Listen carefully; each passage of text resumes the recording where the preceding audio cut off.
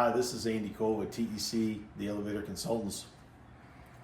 We're looking at a job. As you enter a machine room, property manager, owner, building engineer, even an elevator mechanic, if you're entering a machine room and you hear something a little bit different than you normally hear on a, this is a Gearless Otis machine, you'll hear a very, very subtle, this isn't a grind or a rumble, this is a very, very subtle sound, but we definitely have a bearing issue on this machine or the secondary shift.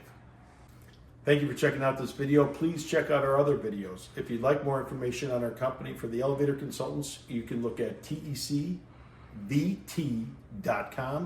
or theelevatораpp.com. Thank you.